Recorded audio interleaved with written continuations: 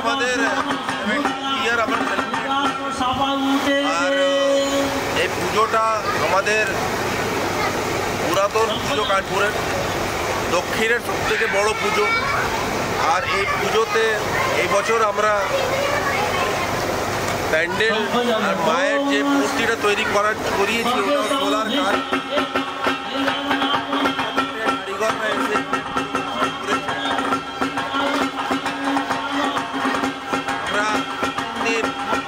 আমরা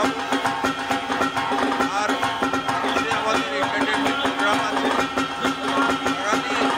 কালচারাল যে programme কাজকলা competition আর মুরুতি আরতি competition ওটা আমরা রোজ করাবো।